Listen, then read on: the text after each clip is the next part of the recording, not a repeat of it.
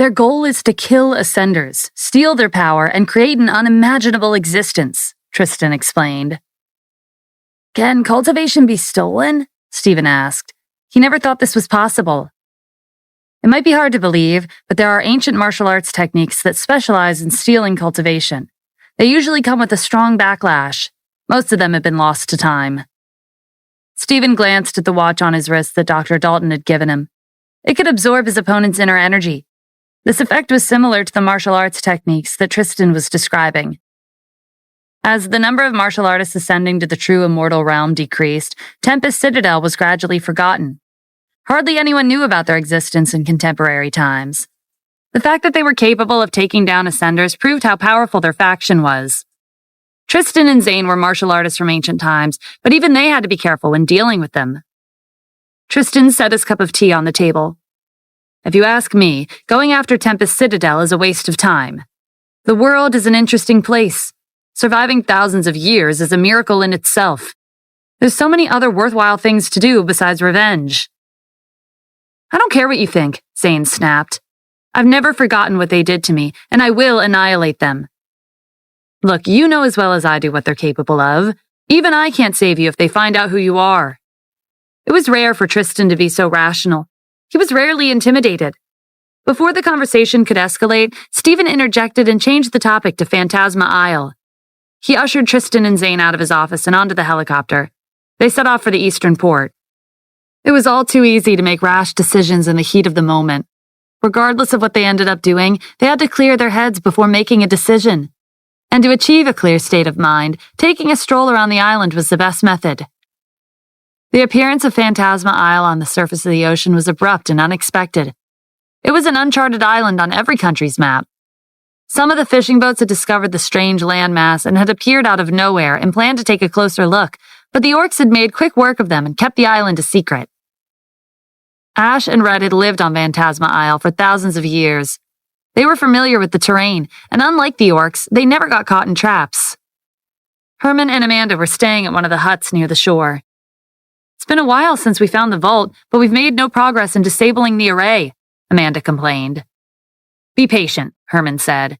It's been thousands of years. The array has to have weakened. I feel like using brute force won't solve our problem.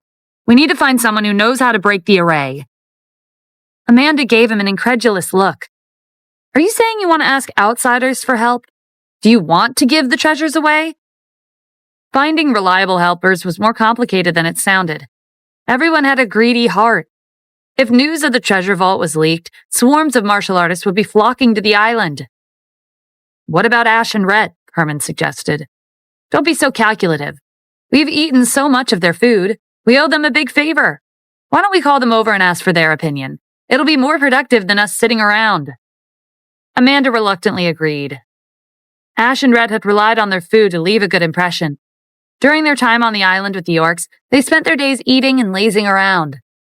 They never revealed their martial arts, leading the orcs to believe that they were ordinary martial artists. Ash and Rhett were eating barbecued meat by the bonfire when Herman and Amanda called them over. They treated this mission from Stephen as an extension of their stay on the island. The orcs hadn't found a way to enter the vault, so their updates to Stephen were few and far in between. Amanda gave them a rundown of their predicament. Do you two have any ideas? Ash's strategy was to retreat in order to advance. He showed them that they weren't interested in the treasures to lower their guard. We were fortunate enough to keep our lives. We never expected treasure to be on this island. We've sent out a distress signal, but who knows when our people will come to pick us up. We would have left this damn place a long time ago if they were better at their jobs. Are there any skilled martial artists on your team? Herman asked hopefully. Everyone is around the same level. They're no match for your group. Herman and Amanda felt dejected again. The only thing Ash and Rhett knew how to do was eat and drink all day long. They were unreliable. As night fell, campfires lit up the island's shoreline. After multiple failed attempts, the orcs no longer disregarded their safety and worked day and night to break the array. It was easy for Ash to slip out of the house and pretend to take a stroll on the beach. He scanned his surroundings. When he was sure that no one was watching, he dialed Stephen's number. The orcs have no clue how to break the array. They even asked for our help. Stephen was surprised to hear that. The orcs were weaker than he'd expected. Did you agree to their request? I tactfully refused. Me and Rent went to check on the array ourselves a few days ago. It's not a safe environment. Okay, I'm on a ship heading for the island with my people. I'll find a way to break the array when I get there. Be careful. The array isn't the same as the one you broke at the bottom of the ocean. If it's destroyed, the explosion can kill martial artists at the immortal realm in seconds. Got it. I'll see you later. The ship Stephen was on carried daily necessities, weapons, and equipment. The whale followed closely behind. He was traveling a long way to fight on an unfamiliar island, so he had to be well prepared. Tristan was sitting on the deck with a handmade fishing rod. There was no bait attached to the hook. He used his inner energy to lure the fish. There was a delicious aroma of seafood coming from the grill next to him. Stephen sipped his wine under the moonlight. Martial artists waste so much of their lives fighting and killing. They don't take the time to stop and take in the beauty of the world. Tristan let out a laugh. If everyone was like you, the world would be at peace, and conflict wouldn't exist. Those orcs aren't particularly strong. I don't understand why they're so adamant about breaking into the vaults. During the martial arts competition, the orcs had exposed their martial arts when they attempted to steal the prize. They were able to shift into their beast form for a certain amount of time, enhancing their strength to that of a beast and giving them their abilities. But regardless of their origins, a beast would always be a beast. A voice sounded in Stephen's mind. It's not as simple as you think. The beasts of the human realm are weak. If the orcs were capable of opening a rift to another dimension and luring beasts from the other side to this realm, they'd be able to reach the pinnacle of a martial artist cultivation base in 1 minute. The ice dragon was experienced and knowledgeable. It was a powerful beast from another dimension. During ancient times, the founder of the Tribulation sect had torn space and time apart and captured the dragon, detaining it in the human realm and forcing it to become the guardian of the faction. If the orcs had the ability to borrow the power of beasts like the ice dragon, they wouldn't be at a disadvantage in a one-on-one fight with Stephen. Tearing space and time is an ability unique to true immortals, the ice dragon explained. There might be ancient weapons in the vault that can achieve the same effect. Treasures left behind by ancient martial artists contain immeasurable power. That's kind of tempting. Stephen was beginning to understand why Tristan liked to steal treasures so much. The thrill was addictive. The ship sailed for the rest of the night. By the time the sun rose the next day, they were finally close to Phantasma Isle. Stephen and his team disguised themselves before leaving the ship. Several of the orcs were spectators of the martial arts competition, so they might recognize them. Ash and Rhett were already on the beach waiting for them. A small group of orcs was accompanying them. They were curious about the rescue ship. They hoped the new visitors would be strong enough to help them break the array. Ezra stepped off the ship first, holding his head high like a leader. Stephen, Tristan, and Zane trailed after him like his lackeys. Ash introduced them with a smile. This is the rescue team I told you about. They brought daily necessities with them, so your living conditions will be much better. When do you plan to leave? Amanda asked. Our ship was heavily damaged. I don't know how many days it'll take to repair it. The island is beautiful and pleasant. Me and Rhett don't mind staying a bit longer. Herman and Amanda were thrilled to hear that. Stephen's team proceeded to put on a show and repair the merchant ship. None of them knew what they were doing, but fortunately, repairing a ship was within Ezra's knowledge base. If it weren't, they'd be exposed the moment they started hacking away at the ship. Some of the orcs came over to help. Stephen knew what they were thinking. He chose that moment to rearrange the boxes of explosives on the ship. We bring these just in case we run into beasts we can't handle. We also have weapons and equipment to protect ourselves. How powerful are your weapons? The orcs asked curiously. They're strong enough to split mountains and shatter rocks. Herman immediately pinned his hopes on Ash and Rhett's rescue team. If he could get them on his side, they might agree to give them the explosives to break the array. There's no rush to repair the ship. Why don't we show you around? They say there are ancient treasures hidden somewhere on the island. Stephen agreed, and the orcs led his team towards the depths of the island. On their way there, he didn't see any animals or beasts around. It seemed like Ash and Rhett's group were the only ones that had preserved beneath the sea. The only beasts on the island were the orcs. They emitted a faint aura that revealed their identities. As they passed through the forest, Stephen noticed the strange vegetation. During the martial arts competition, the Northern European and African teams had carried unusual seeds on them, which they could grow at will using their inner energy. He guessed that the ancient martial arts faction that used to live on Phantasma Isle was strong enough to break through the spatial restrictions and bring back valuables from another dimension. It took them more than half an hour to reach the depths. For a martial artist, this was a considerable amount of time. The depths were farther than they seemed. At the end of their journey, they finally arrived at the edge of the frozen lake. In a hot and humid climate like this, it was unusual for ice to form. The surface of the lake was as smooth and reflective as a mirror. Stephen could feel waves of cold energy emanating from the ice. The leaves and petals of the plants on the shore were covered in a layer of frost. The frozen lake was a sharp contrast to the scorching sun overhead. Herman motioned for everyone to follow him to the center of the lake. The treasures are most likely buried below the frozen layer. Stephen pretended to be worried. To the orcs, they were martial artists with barely any training. Are you sure that's safe? What if the ice cracks? Herman reassured him. It'll be fine. We've tried all kinds of ways to break the ice, but we fail every time. If the ice really does break, that'll be good for us. We can dive into the water and search for the treasure. Stephen nodded hesitantly, and everyone made their way to the center of the lake. The water was frozen, but the depths were clear. There's something strange about the water in the lake. It's emitting some kind of energy. Your inner energy can't get past the ice, but you can see the space beneath it, Herman said. We've been trying to destroy the frozen layer, but nothing's worked. If even martial artists like you can't do anything about it, I guess it's a lost cause. That's not necessarily true. Maybe you can try blowing up the ice with explosives from your ship. What do you think? When Herman threw out this question to test the waters, all of the orcs turned to stare at Stephen with hope in their eyes. The priceless treasure vault of the ancient faction was right below them. He was the only one who could help them. Stephen inspected the frozen lake and was reminded of the metal gate at the end of the tunnel leading to the Seven Stars prison. It required machinery to open. Any construct weighing dozens of tons shouldn't be trifled with. Beneath the ice were 4 statues in the shape of an azure dragon, white tiger, vermilion bird, and black tortoise. Herman gathered his strength and swung his fist at the ice. A dull sound of impact rang out, but not even a crack appeared on the surface. From his attack, Stephen guessed he was at least at the peak of the Grandmaster realm. Stephen had brought the boxes of explosives with him. He dumped the contents on the ice, and everyone went back to the shore and hid in the forest. He'd claimed it was gunpowder when the orcs asked, but they were actually top-grade explosives from the military. The explosives detonated, and an ear-piercing explosion shook the lake and the island. A scorching shockwave swept past the orcs, making them feel like grilled meat on an iron plate. The plants and trees on the shore that were covered in frost were burnt to ashes, disappearing without a trace into the wind. When the shockwaves died down, everyone went back to the lake to observe the ice.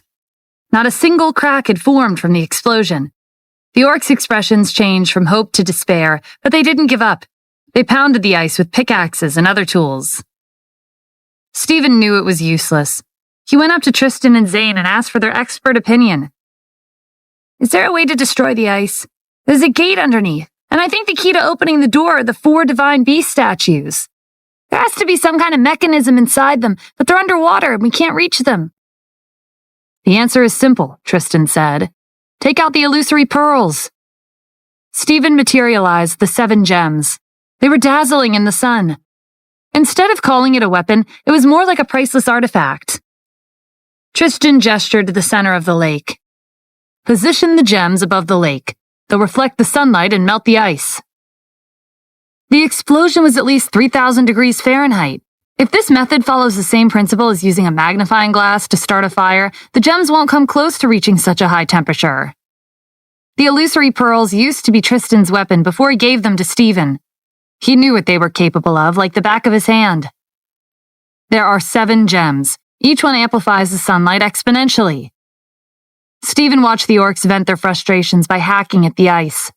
He now had a way to melt the frozen layer, but he was also faced with a dilemma. If he used the gems in front of the orcs, they would discover his cultivation. After some time, Herman, Amanda, and the orcs gave up and walked back to the shore dejectedly. Their last resort was to spread the news of Phantasma Isle's appearance on the surface and wait for outsiders to break the ice for them. They hoped that things wouldn't come to that. Once the world found out about Phantasma Isle, martial artists from every country would be flocking to the island in droves. The competition for the treasures would undoubtedly be intense. "The array is indestructible," Herman said with a sigh. "Was that your strongest weapon on the ship?" Stephen pretended to ponder before showing the orc his gems and explaining how to use them. "Powerful weapons require an endless supply of inner energy to sustain them. We're not that skilled, so operating these are beyond us. Your group is much bigger. Feel free to test them out." Herman and Amanda lit up. Hope flickered in their eyes. The orcs crowded around them to inspect the dazzling weapon. Herman and Amanda carefully infused their inner energy into the gems and threw them into the air. They positioned them in formation at the center of the lake, right below the sun. The sunlight passed through each gem in succession. By the time it reached the ice, it was much brighter and hotter. Stephen's team and the orcs had to look away from the blinding light. The ice began to melt, releasing steam into the air. The defensive array was resilient, but it was inferior to the power of nature. A wave of excitement swept through the orcs. Stephen and his team didn't share their enthusiasm. They stood by the shore and watched the show. Stephen would have used the same method to break the array if they were the only ones on the island. It would have been much easier, because he wouldn't have had to hide his cultivation. The illusory pearls recognized him as their owner, and he could freely infuse his energy to maneuver them. But the orcs were different. Compared to them, they had to use most of their inner energy reserves as a group just to hold the gems in place. A slight disturbance in their concentration would cause the gems to fail. Stephen glanced at Tristan. There was a subtle murderous intent laced with his aura. "Don't tell me you're planning to kill them off once the ice melts."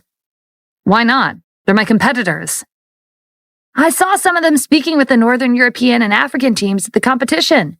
The orcs are affiliated with Tempest Citadel, but they don't seem to be completely on their side. Whatever the case may be, it'll be beneficial to us if we make them turn against their faction." Zane agreed with Stephen. When he and Tristan tracked down the Northern European and African teams to Tempest Citadel, he was surprised by their collective strength. Even if he were in his real body with his original cultivation, he might not be able to take them down by himself. Turning the orcs against them would be in their favor. The ice was taking a long time to melt, and Stephen was beginning to feel hungry. Ezra started a bonfire on the shore to cook the packaged meat in his bag. Rhett's stomach was a bottomless pit. He never turned down an offer for food.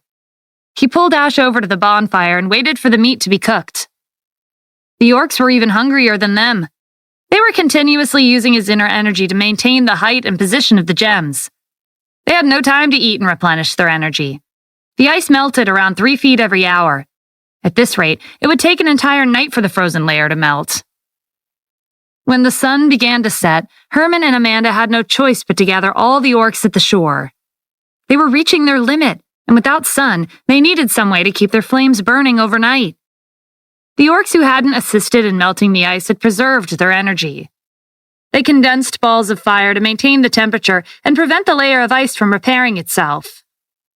With that settled, the orcs dragged their tired bodies to the bonfire on the shore to take a short break before continuing. "I estimate the ice will be melted by tomorrow afternoon," Stephen said. "It won't be easy. I hope you're prepared." He was shifting all the pressure onto the orcs. After they made it into the vault, most of their stamina would be consumed, and they wouldn't have much energy left to fight for the treasures. After operating the gems overnight and throughout the morning of the next day, the layer of ice finally melted. The lake turned into a deep pit, and the 4 statues came into view. The eyes of the divine beast glowed eerily, and the gravity inside the pit shifted. The closer they went, the heavier their bodies became. It was like a metal plate was hanging from every inch of their skin. If they went any further, the pressure would crush their muscles and penetrate their bones and organs. Stephen's team made no move to enter the pit. "We'd better stay on the shore," Stephen said, sounding disappointed. "We're not strong enough to withstand pressure that high." Ash sighed dramatically. "What's the point in setting up arrays? If the ancient faction didn't want anyone to steal their treasures, they should have just destroyed them." Rhett nodded in agreement. "Maybe the vault is empty. The war during ancient times was chaotic. The ancient faction could have used up the treasures just to survive." As Stephen's team chatted at a safe distance from the pit, Herman, Amanda, and the rest of the orcs braced themselves and charged inside. When they approached the statues, they shattered, and the scent of blood filled the space. The azure dragon, white tiger, vermilion bird, and black tortoise materialized in a flash of light. The pit and the surrounding environment blurred and shifted into a desert. The 4 divine beasts lunged for the orcs and Stephen's team. Their massive size did nothing to slow them down. Their movements were as quick as lightning. They swung their claws, unleashing blades of wind that fused into a tornado. Stephen motioned for his team to retreat.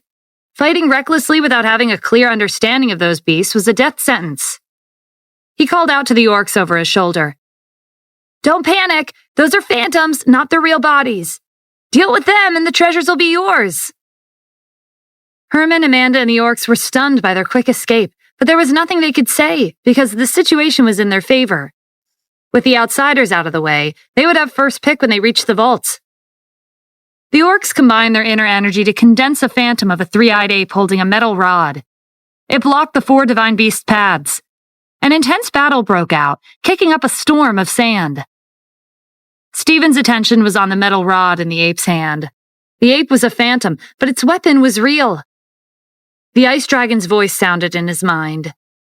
If they summoned the ape frequently in the past, it's the same as training their phantom. The stronger the ape becomes, the more realistic their existence will be. Eventually, they can carry weapons with them. When Stephen manifested his phantoms, they never lasted for long. It consumed too much of his inner energy to maintain their form. Why haven't I seen other martial artists attempt this before? Maybe the orcs have a natural advantage in this area, but even if they do, it requires a large amount of energy to maintain. That's why we are working together to sustain it. As for the ape itself, it could be the beast that exists in a different dimension.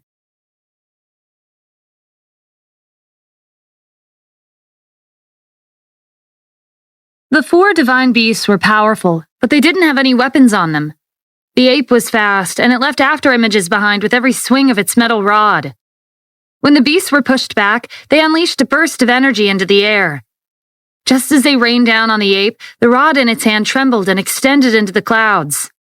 Lightning flashed overhead, and pillars of electrical energy bombarded the beasts. The ape turned transparent from the bursts of energy, while the beasts emerged from the electricity unscathed. The orcs lost the advantage and began to shift into their beast forms. Fur and scales appeared on their skin. "I don't think the orcs can handle 4 beasts at the same time," Stephen whispered to Tristan. "Is there any way out of here?" "No, this is a special space the beasts created. We can't return if we don't defeat them." The situation wasn't dire enough for Stephen to reveal his martial arts, so he asked the ice dragon to secretly assist the orcs. "When their phantom raises its rod to launch another attack, fly overhead and help it out." "I'm not sure if that big monkey can defeat those beasts even with my help. There's a lot of strange things about this space they've created." "Okay, give it a try and see how it goes." The ice dragon appeared beside Stephen in a blue ball of light and flew into the clouds. Snow fell from the sky, and the temperature dropped rapidly. It was an eye-catching scene in the middle of the desert. The snowflakes landed on the beasts and condensed into a thick layer of ice. Their joints were sealed, slowing down their movements. Herman didn't know what was going on, but he seized the chance to mock the beasts. "The martial arts faction you're protecting is long gone. What's the point in guarding this vault?" The beasts weren't swayed. "You think you have an advantage just because of the snow? You're too short-sighted. We've been going easy on you, but not anymore." Their bodies turned into a cloud of red mist. It condensed into a ball and expanded into a new divine beast. It had the head of a tiger, the shell of a turtle, the limbs and tail of a dragon, and the colorful wings of a bird. It was a fusion of their original bodies, and it contained their combined strength. The beast flapped its wings, blowing the storm clouds away and evaporating the ice. Stephen released his inner energy, sweeping the desert and trying to find a flaw in the space. At this rate, the orcs would be defeated soon, and the beast's next target would be them. Ezra volunteered to fight. "Can I try, Mr. Adams? I'm wearing Dr. Dalton's watch. It might be able to absorb the beast's energy." "Okay, but don't do anything risky," Stephen warned. Ezra nodded and leaped into the fray. He dodged the heavy attacks and jumped into the beast's back. Snowflakes drifted from the sky and clung to his skin, forming a layer of defensive ice. The beast tried to throw Ezra off, but he grabbed its scales to secure his foothold. When his skin came in contact with the beast, its energy flowed into his body. "You dare to steal our holy power for yourself? Aren't you worried you'll explode?" "You should be more concerned about yourself," Ezra said indifferently. "Once your energy is depleted, the vault will be opened." "That won't happen. At your speed, it'll take you a lifetime to absorb our energy." The beast wasn't exaggerating. Its energy was as vast as the ocean. The amount Ezra absorbed per minute was insignificant. The beast was about to tear him apart with its claws when the ape used its rod to block its attack. Ezra used the distraction to penetrate the beast's stomach. He absorbed more of its energy and damaged it from the inside. A blizzard swept through the desert, enveloping the beast in a cage of ice. The tables were turned fairly quickly. While the beast was immobilized, Ezra destroyed it from the inside out. Its body collapsed and vanished. The desert blurred, and everyone found themselves back on the island. The 4 statues crumbled and turned to dust. A gate opened at the bottom of the pit. Herman, Amanda, and the rest of the orcs were sprawled on the shore. After sustaining their phantom for so long, they had exhausted their energy. Ash peered down at them. "You're lucky you weren't injured. The gate's open. Let's explore the vault. Maybe there are medicinal pills. You can take them to recover your energy." The orcs stared at him like he was crazy. Did he forget about an intense life-and-death battle that happened just moments before? None of them knew what was beyond the gate. If another 4 divine beasts showed up out of nowhere, they'd be done for. Herman sat up with a cough. "We're going to stay here and rest for a while. You go ahead with your team." "The battle just now was eye-opening," Amanda added. "We need to take this chance to comprehend its complexities. It'll be helpful for our personal cultivation." With that, the orcs closed their eyes and entered a meditative state. They were only bluffing to cover up their exhaustion. There were no insights to be gained from that battle. They'd almost been annihilated. Stephen gave Ezra a once-over. There was no signs of injury. He lifted his wrist to inspect the watch. It was pristine and intact. The energy Ezra had absorbed wasn't a danger to his body. "How are you feeling?" Ezra tilted his head, not understanding the question or the concern in Stephen's expression. According to Dr. Dalton, his body was the crystallization of humanity. His body was sturdier than humans and more resilient to damage. "Fine," was all he said. Stephen and his team left the orcs alone and jumped into the pit. They entered the gate and were greeted by a spiral staircase made of stone descending into the depths. The bottom of the vault was shrouded in darkness. Tristan took the lead, eager to see what treasures awaited them at the end. Stephen used the gems to illuminate their surroundings, and everyone descended into the abyss. Time passed, but they never reached the bottom. "We've walked more than 5 miles, Stephen said. "The island isn't that deep." Everyone stopped to think. Phantasma Isle had floated to the surface from the depths of the ocean. The bottom of the island wasn't connected to anything. It was a floating landmass on the water. Judging from the time they'd spent walking down this staircase, the distance had long surpassed the size of the island. Tristan was experienced, and he grasped the situation right away. "We're caught in an array that affects our spiritual energy and makes us hallucinate." "Should we go back to the surface?" Ash asked worriedly. He and Red had only recently escaped the ocean depths. They weren't about to be trapped in another underground space for a millennia. Tristan looked up. When they started walking down, the sunlight had filtered into the dark space, but now it had vanished. The only light remaining was from the illusory pearls. "Our exit is gone. I'll have to find a way to break the array."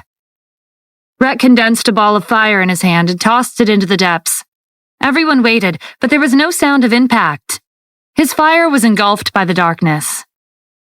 Stephen remembered the nether graveyard in Tristan's tower. This underground space was similar, except the bottom of the staircase couldn't be seen. He materialized his sword and slashed at the walls. It was sharp enough to cut through iron. These walls were made of stone, but he couldn't make a scratch. Stephen was debating whether or not he should ask the ice dragon to blast a hole through the array, but Tristan was faster. He took out a few seeds from his pocket and pressed them into the cracks on the wall. Vines emerged from the seeds and spread along the wall. If there's a spiritual force messing with our senses, the leaves will change color when it comes in contact with it. Everyone stared at the vines.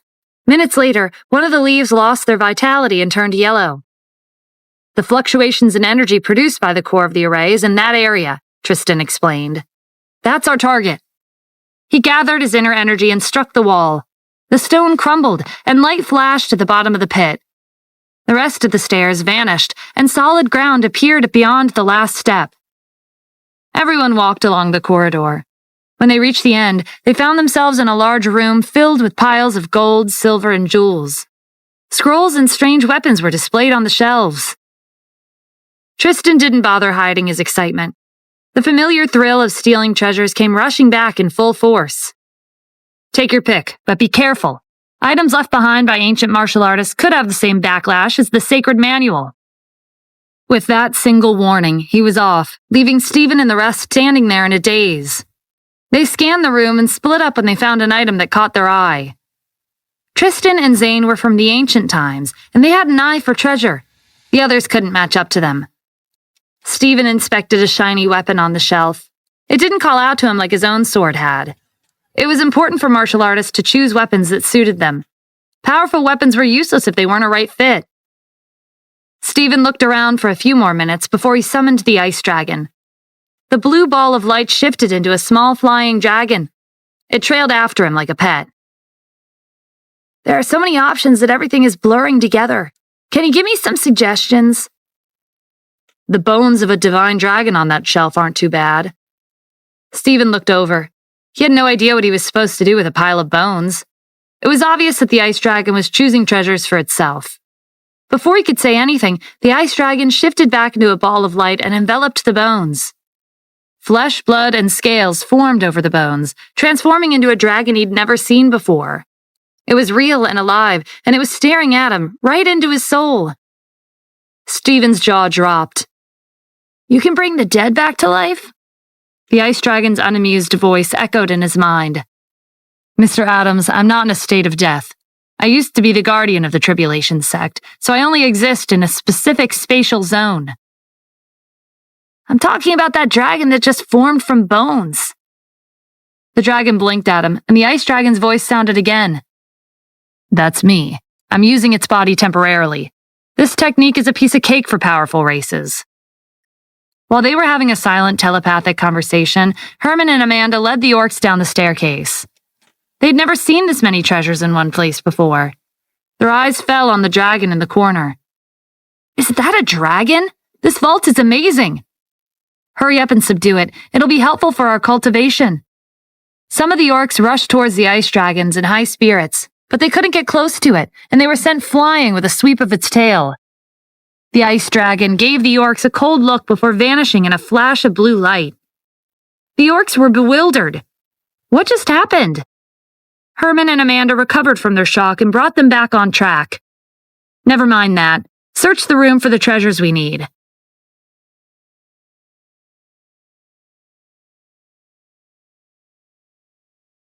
The orcs searched the room for treasures related to beasts, like cores, skins, and bones.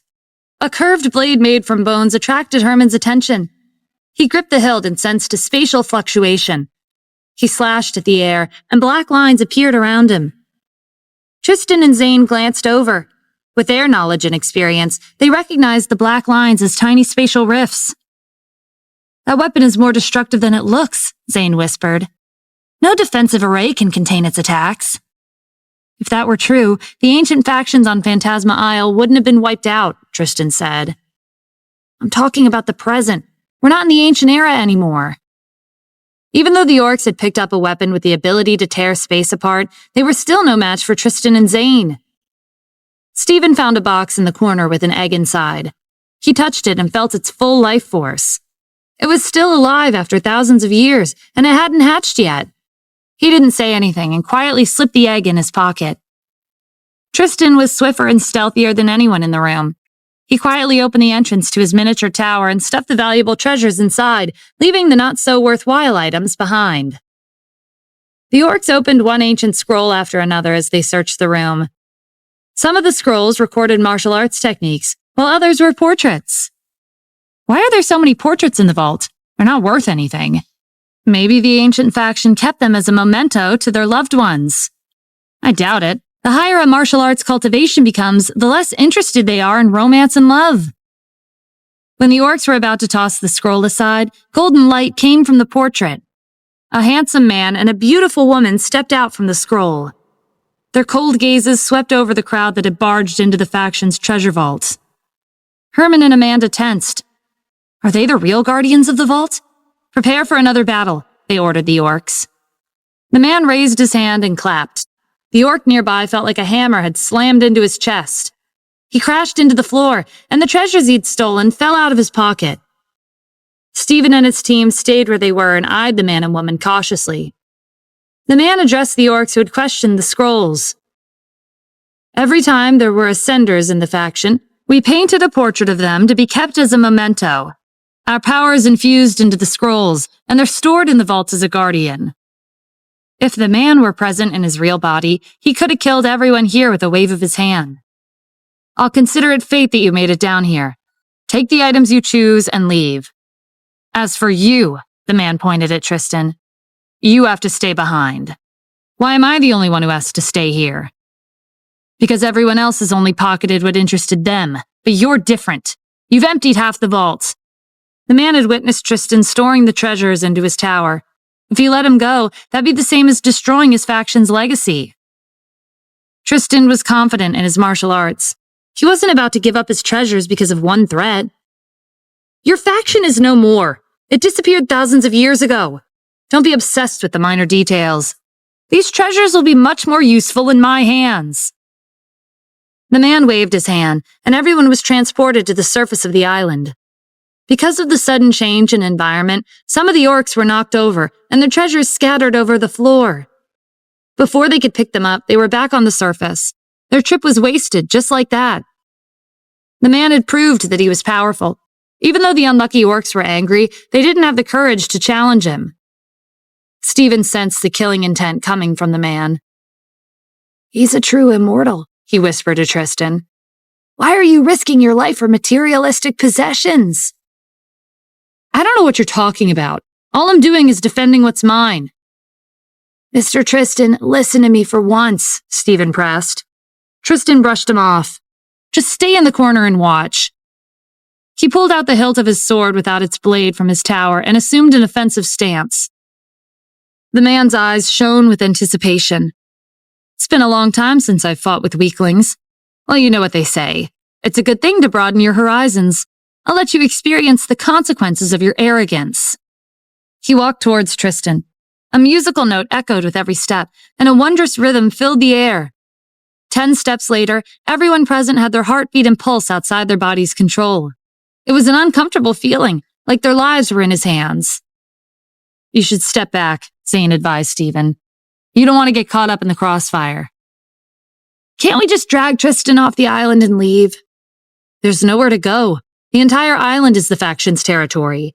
That's what the old man gets for overestimating him. Zane himself wouldn't be able to do much, even if he were to help. Tristan's inner energy was in disarray, and he couldn't freely condense it anymore. His only option was to rely on his weapon's aura. A pitch-black wave of light was unleashed from the tip of the hilt. The man casually sidestepped and avoided the fatal blow. The black light brushed past him, accompanied by a gust of wind. His hair wasn't ruffled, and his clothes weren't wrinkled. He'd perfected his control over his inner energy, and he wasn't affected by external forces. Tristan shattered the hilt in his hand, and the metal fragments fired in the man's direction. The man elegantly passed through the barrage of projectiles without coming in contact with a single one. Tristan wasn't finished. He melted into the ground and fused with the man's shadow. Stephen had seen him use this technique multiple times. He hid his body in a two-dimensional space. It was a perfect combination for offense and defense. You have some degree of understanding of spatial techniques, but the existence of shadows is nothing to a true immortal. The man condensed a bright ball of energy in his palm. The onlookers closed their eyes. If they were even a second slower, they might have gone blind. He tossed the ball of light into his shadow, and it merged with the two-dimensional entity. The darkness of the shadow was replaced by a bright light. Tristan was about to make another move, but he suddenly felt like he was soaking in lava that was over 2,000 degrees Fahrenheit. He didn't even last a second before he separated himself from the shadow and reappeared on the ground. The ends of his hair and his clothes were burnt. "Was I too hard on you?" the man asked sarcastically. "I already held back. If I didn't, you would have been killed instantly." Tristan was at a loss. He put some distance between them. He wasn't confident he could dodge the next attack. The man held out his hand. A familiar black tower was on his palm. "You don't want to return what you stole, so I'll take the liberty of helping you." He shook the tower, and the contents spilled onto the sand. There were treasures from the vault and from Tristan's own collection. If he'd given in earlier, he wouldn't have lost this many. The man threw the tower back at Tristan. "Now you should understand the gap between you and an ascender. A weakling will always be a weakling. I suggest you find somewhere quiet to cultivate, instead of parading your subpar martial arts to the public." The man crouched and tapped the sand with his hand. A pillar of light enveloped the island, and waves crashed against the shore. He was using his power to sink the island with the deepest part of the ocean. "Isn't it a waste to sink the island?" Stephen asked carefully. "Don't you want to wait for an opportunity to revitalize your faction?" The man and woman turned to look at him. This young man was wise and had a lot of potential. If he continued to train, it was likely he'd become an ascender in the future. Perhaps they would meet again in a higher plane. "You're quite the interesting young man," the man said with a smile. "Worldly possessions are distracting for those who choose to walk the martial path. You'll understand when the time comes." Waves surged onto the island from every direction. Ash and Rhett didn't want to sink to the bottom of the ocean for another couple thousand years. They pulled Stephen towards the port. "Don't argue with him. He could kill you with one finger if you wanted to." The man and woman from the scroll had disappeared. The light was shining brighter, and the gravity exerted on the island to push it to the bottom was increasing. If they didn't leave now, all of them would be crushed to death. Everyone, including the orcs, rushed to the ships at the docks and set sail. Stephen's team had managed to keep their identities confidential. They planned to drop the orcs off at Cadis's port. Tristan drank 2 glasses of wine in a daze before going to the cabin to recover the one-sided fight. Stephen stayed on the deck with the orcs. "I've never seen such a realistic phantom. You ever thought about establishing your own faction?" Herman shook his head. "We're not that strong, and we have to keep our identities hidden. We're affiliated with an ancient faction, but we're not that close. We work independently, and they don't know who we are." Most martial arts factions saw orcs as abominations. They would come after them whether there was a grudge or not. Herman's words confirmed Stephen's suspicion. The orcs had a connection to Tempest Citadel, but neither party knew much about the other. Zane was after Tempest Citadel. Maybe Stephen and the orcs would meet again one day. Hours later, the ship reached Cadis's port. The orcs expressed their gratitude and left as fast as they could. Stephen and Zane went into the cabin and saw Tristan curled on the side of his bed. Stephen wasn't proficient in medicine, but he knew a thing or two from watching his people perform assessments. He imitated their methods and discovered that Tristan's inner energy was in disarray, and he had a high fever. Aside from his body being weaker than usual, there was no sign of injury. His fight on the island wasn't intense enough for him to pass out. Why is he like this? The man on the island was an ascender, Zane said. His power was stored in the scroll. His techniques are beyond your understanding. I know that, but what's going on with Tristan? Did he die from shock? Zane wasn't the least bit concerned. Tristan's disorderly inner energy and fever would be resolved after sleeping it off. He hadn't sustained any external or internal injuries, so if he was in a comatose state, then this was the problem with his mental energy. Tristan was obsessed with treasures. He'd returned empty-handed after rushing across half the country to Annapolis and making a trip to the vault on the island. He'd even lost some of the treasures he'd stolen thousands of years ago. It was possible he'd retreated into his mind to escape reality. Zane rummaged through Tristan's jacket and found his miniature tower in one of his pockets. If you don't wake up, I'm going to toss this thing into the ocean. Tristan's eyes flew open and he rolled over, glaring at Zane. Are you trying to kill me? Stephen sighed in relief and exasperation. If he wasn't aware of Tristan's actual age or hadn't seen his real body break down, forcing him to switch to a much younger body, He would have thought Tristan was a young adult throwing a tantrum. Mr. Tristan, you're a martial artist from ancient times. Don't you care about your image? Materialistic possessions are insignificant in the grand scheme of things. Tristan scowled at him. You brat. You've just made some progress and you've already been trying to become my teacher. It's a rare opportunity to enter an ancient faction's treasure vault, but it was a wasted trip. He sat up listlessly, not knowing where to go from here. Even the feasts and alcohol couldn't lift his mood. All he wanted to do was crouch in the corner and sulk. We're in Cadis, Stephen said. Tourists from around the world come here for the scenery and relaxing atmosphere. Don't you like to drink? Let's find somewhere to stay and you can drink to your heart's content. Herman, Amanda, and the Yorks left the port and headed for the mountain range. They stayed in their human forms to avoid attracting unwanted attention. They preferred to live in forests and deep in the mountains with an abundance of beasts to progress in their cultivation. On the way there, Herman unsheathed the curved blade he'd taken from the vaults. This weapon can open spatial rifts. We might be able to summon a demonic beast from another dimension. That's like opening a blind box, Amanda said doubtfully. You don't know what beast will pop out from the other side. It's worth a try. We don't need to use our own inner energy. The blade will do the work for us. It's a convenient and fast method for a chance to get what we want. The two of them had overlooked one glaring problem. If a demonic beast appeared from the rift without summoning spells to restrain it, there was no stopping it from wiping out the orcs on the spot. After a long journey, the orcs finally arrived in the wilderness. They were at a mountain range at the center of Cadis. It directly passed through the borders of the U.S. Some of the orcs started complaining. I miss Ash and Rhett's meat and grilled fish. Life on the island was leisurely and comfortable. When we get stronger, we'll occupy the mountains like kings, build a city, and live like gods. Who knows how long that'll take? Herman held up his blade. This is made from the bones of beasts. I can summon a beast from another dimension with one swing. We'll absorb its energy for ourselves. Our progress will be much faster than those martial artists who cultivate day and night. He checked his surroundings. Animals, beasts, and other people were nowhere to be seen. They were alone, and this was his chance to test the weapon. He infused his inner energy into the blade and slashed at the air. A spatial rift appeared. It was as thin as a strand of hair. Not even an insect could crawl out of it.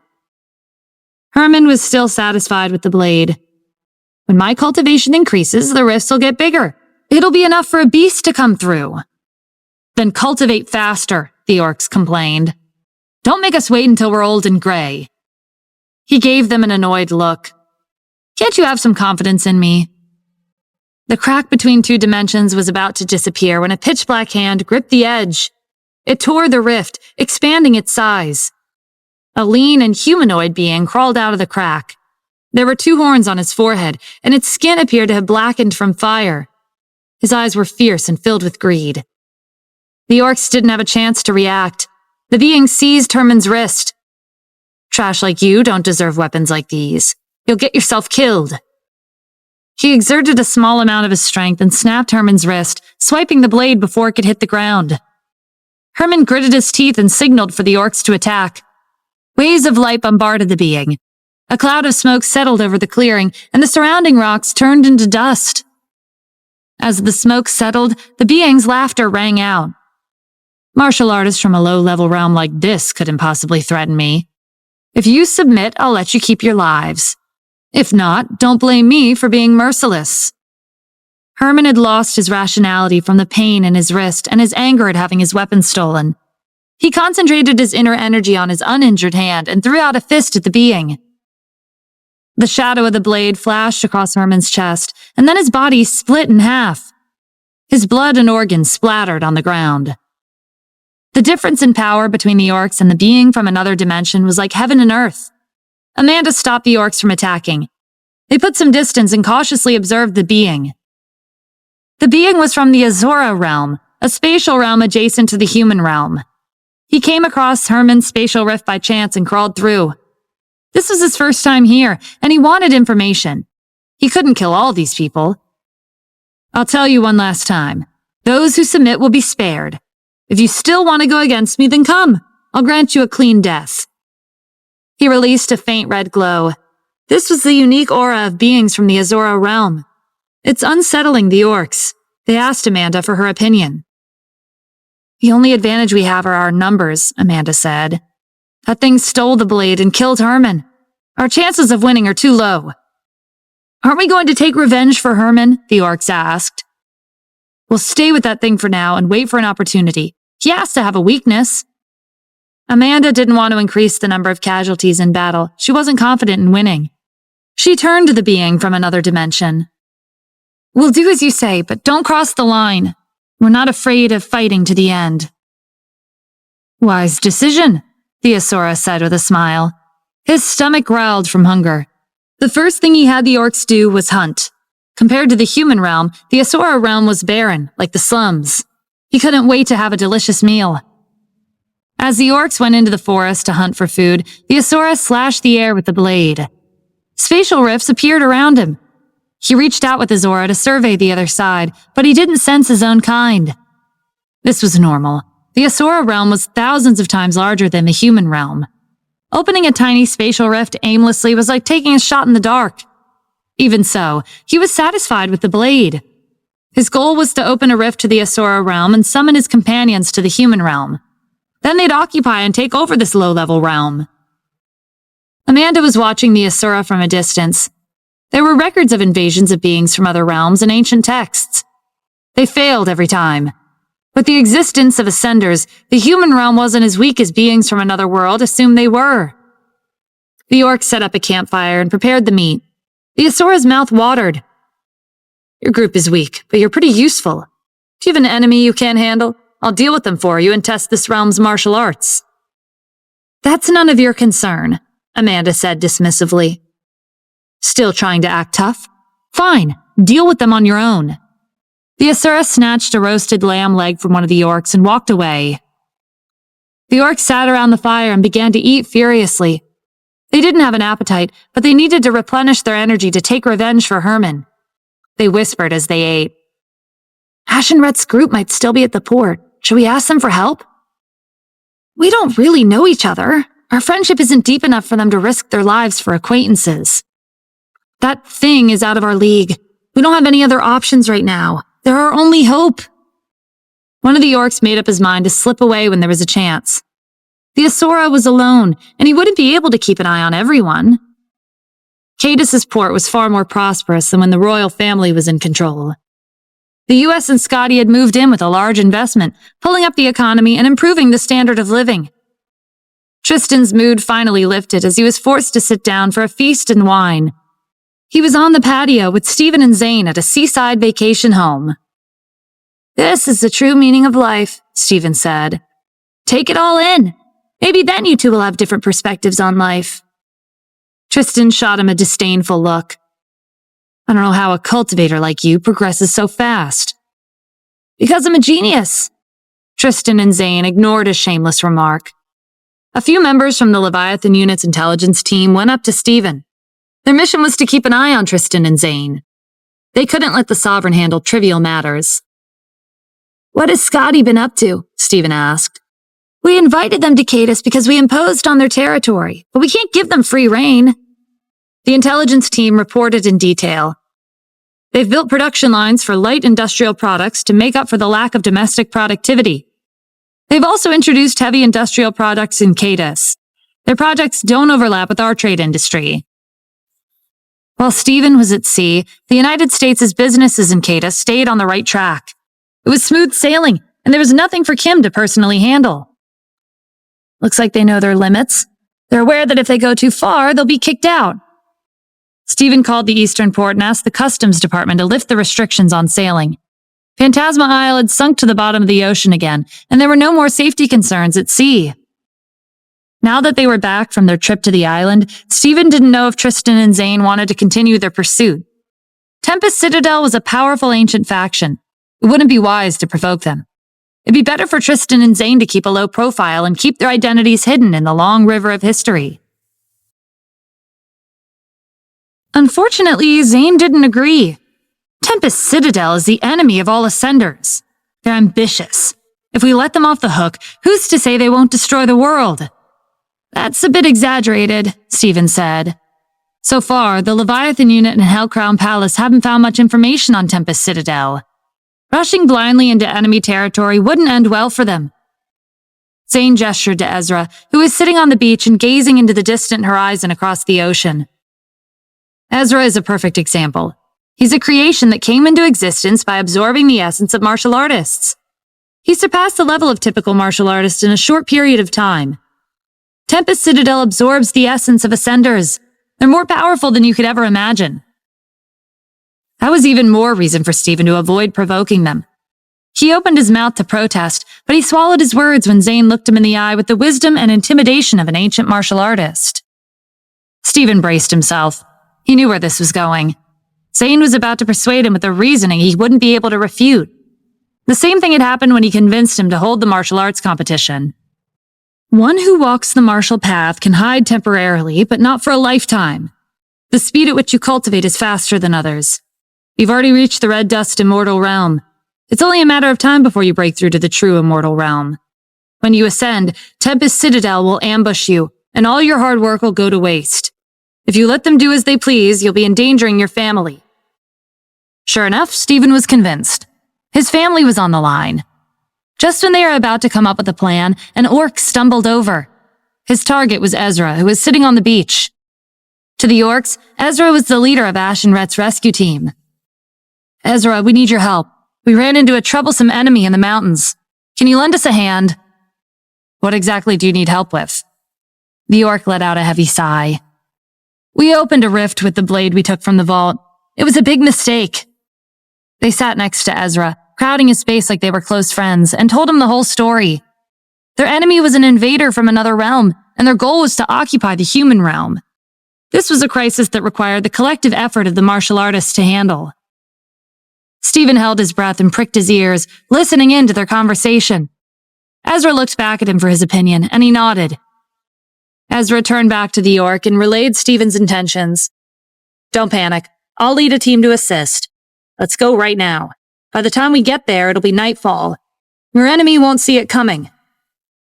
Stephen's team's vacation was cut short by the sudden appearance of another enemy.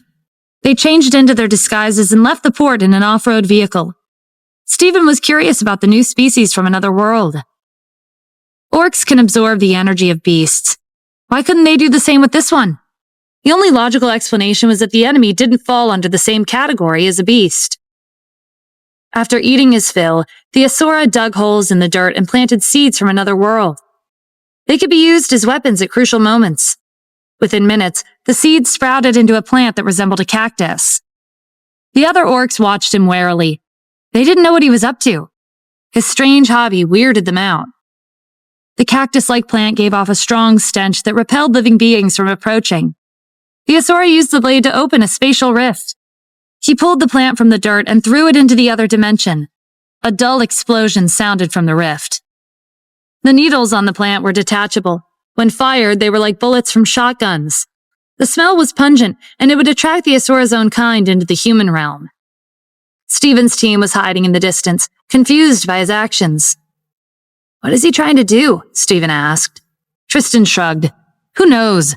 Just kill him and bury him in the forest as organic fertilizer. You should be careful, the orc warned. He's a monster from the Asura realm. He killed Herman. Everyone silently weighed the pros and cons of the situation. Herman was the captain of the orcs. He'd reached the early stages of the immortal realm. If he was killed in one strike with a blade, was it the Asura who was powerful, or was it the blade? It could be both. Stephen's team made their way to the edge of the clearing. The Asura's appearance became clearer as he sat next to the campfire. There was a cactus-like plant with a strong odor beside him. The duration of the spatial rift is too short. I used up a lot of my stamina for no reason. Go hunt in the forest. The Asuras weren't accustomed to 3 meals a day. The more stamina they consumed, the more frequently they would need nourishment. The orcs held in their anger and stood up, dusting their clothes and scattering into the forest. Coincidentally, Amanda walked in the direction where Ezra was hiding. When she made eye contact, she steeled her expression and crawled beneath the cover of the foliage. Why are you here? She whispered. Ezra's reply was matter of fact. To kill your enemy. Amanda lowered her voice further and brought him up to speed. The Asura's body had been refined in a raging fire, turning his skin black and increasing his defense. Regular weapons didn't do any damage, and his weakness had yet to be found. Stephen glanced at Tristan and Zane, who were crouching beside him. Even if they weren't fond of the orcs, they would surely step in when a fight broke out. An unusual roar sounded from the spatial rift. Whatever made the sound could very well be the Asura's companion. There was no time to waste. Stephen materialized the illusory pearls and threw them into the air. The gems plummeted, aiming for the Asura's back. The careless Asura was struck, and he was sent tumbling across the clearing. Tristan leaped out of his hiding place and unsheathed his sword. He angled the tip right above the Asura's neck. Just when the sword was about to run him through, the Asura caught the blade between two hands. Tristan used at least 50% of his strength in that first move, Stephen said. The Asura easily blocked his attack, and he's not even using a weapon. Zane was also a little worried. Tristan's still recovering from the fight on the island. He's not in his peak condition. We need to find a way to steal that blade. Destroying the spatial rift directly could be dangerous. The only way to leave the human realm was to become an ascender. Destroying a spatial rift by force could pull them into a different world. Not only would they be hunted down by other beings, they would also be punished by the laws of the heavens. While they were whispering, the battle between Tristan and the Asura intensified. Every time Tristan slashed, the Asura held out his arm to block. The sword was repelled, leaving no damage on his skin. The Asura let out a laugh. Is that it? You can swing that piece of scrap metal all you want, but the outcome will be the same. That was a warm-up. Tristan embedded the blade of his sword into the dirt and lunged for the Asura with his bare hands. He used the same technique he reserved for stealing. The Asura didn't see it coming. One moment Tristan was far away, and the next he was in his face and slamming his palm into his chest. At first nothing happened, but then Tristan made contact with the Asura. He'd transmitted his inner energy inside his body. The Asura felt it the second the foreign energy burst inside him. He drew the blade forged from the bones of beasts and slashed wildly at Tristan. The power of a weapon left behind by ancient martial artists was obvious to all. That was how he killed Herman so easily. Tristan ran across the clearing, leaving a series of afterimages behind him to confuse the Asura. We should help, Stephen whispered. With what? Zane asked. We don't have any weapons to withstand the blade. We have to do something. Stephen remotely controlled the gems, sending them careening towards the Asura at high speed. This time, the Asura deflected them with his blade. The sensation of 1,000 needles pierced Stephen's mind. He reeled in pain as it spread to his heart. Zane placed a hand on his shoulder to steady him. I told you not to be rash. The ice dragon's urgent voice rang out in his head. The backlash of that blade can affect your spiritual energy. Stop using your gems. Ancient martial artists forged the blade. Not just any weapon can withstand it. The dragon released a wave of healing aura. A cool sensation surged into Stephen's mind, alleviating the pain. Zane condensed a ball of lightning and tossed it at the Asura. The crackles of lightning obstructed his vision. Tristan used the opportunity to land another series of attacks. A violent rush of foreign inner energy crashed into the Asura's internal organs. He swung his blade more aggressively in retaliation. Laughter echoed across the clearing, interrupting the battle. The spatial rift widened, and 3 figures stepped out. They were lean, and their skin was black, and 2 conspicuous horns were on their foreheads. Their appearance indicated that they were the same race as the Asura. Stephen warned the people around him. Let's leave. We shouldn't get entangled with them if we don't know what we're up against. We'll track them down again later. Amanda addressed the orcs who'd gathered behind her with a nod, motioning for them to run. Even if the Asuras gave chase, at least they wouldn't be wiped out. The battlefield was empty in the blink of an eye. The Asuras weren't familiar with the terrain, so they weren't planning to chase them. The Asura who'd stolen Herman's dagger was named Kadar. The 3 new arrivals were Grinberg, Carmine, and Carol. The 3 Asuras were intrigued by their surroundings. This isn't a bad realm to live in. How'd you find this place? I don't know, Kadar said. I was wandering here and there when I saw a spatial rift. I was curious, so I came to take a look. As he spoke, he strapped the blade to his waist. He had no intention of sharing his treasured weapon. The 3 Asuras were curious about the human realm. They scanned the forest before their gaze fell on the campfire. They were drawn to the aroma of meat. It's a good thing we decided to enter the rift. Kadar grinned, picking up the roasted meat from the rack. You three should be thanking me. I'm the one who used the plant to help you find this place. The meat was overcooked after the unexpected battle dragged out, but to the Asuras, they were rare delicacies. The three Asuras had some concerns. The martial artists in the human realm aren't that friendly. They might try to hunt us down. What should we do? Kadar wasn't worried. From his battle just now, he'd confirmed that the martial artists of this realm were weak existences, incapable of posing a threat. I'll take over a martial arts faction and force them to submit to me. I'll get rid of whoever resists. Then I'll spend the rest of my life eating, drinking, and killing. The three Asuras approved. They'd heard that martial arts factions in the human realm were typically located in secluded places with beautiful scenery like lush mountains, clear water, fragrant flowers, and abundant spiritual energy. The four of them used this information as a guide and began their search for a martial arts faction. Amanda and the orcs had escaped from the mountain, but Stephen was still here with his team. Cadus was the United States' territory. He couldn't let these beings from another world ravage the land. Cadus' royal family didn't have necessary strength to take care of this, so he had to do it himself. As Stephen's team descended the mountain, they came across a stream. The stench from the cactus-like plant had gotten on their clothes. They went into the chilly water to wash off the odor. The flowers and plants of the Asura realm are disgusting, Tristan complained. We weren't even there for that long, but the smell is all over us. I can't wash it off. The plants are useful to them, Zane said. That's how the Asura's companions found him. How do we handle that blade? Stephen asked. If they keep opening spatial rifts, more of their companions will cross over to our world. Tristan and Zane fell silent. The best method was to eliminate the Asuras through battle, but they weren't confident they had what it took to deal with them. Stephen felt a headache coming on. I thought the orcs would be smart and more useful. There's 4 Asuras and they're isolated on the mountain. The orcs are gone, so no one's watching. Do you two want to try it again? I guess that's the only way, Tristan said. Zane nodded in agreement. Stephen threw the gems above the treetops and used his inner energy to connect his vision. The Asuras were dangerous, and tailing them from a distance was the safest way. Before he knew it, it was already the evening of the next day. The 4 Asuras fled through the wilderness, not stopping for even a moment. At some point, they'd settled down for a quick meal before setting off in the northwestern direction. Their senses were sharper than wild animals and beasts from training in the harsh environment of the Asura realm. They sensed a group of martial artists in the direction they were running. Stephen's team was exhausted after traveling an entire day without stopping. Where are they going? It's like they're running a marathon, Stephen grumbled. Maybe they can't wait to experience the beautiful mountains and rivers of our country, Tristan said sarcastically. We can't stop now, Zane said. We've already come this far. Based on their direction, I think they're planning to cross the northern border of the U.S. and enter Scotty. Stephen frowned.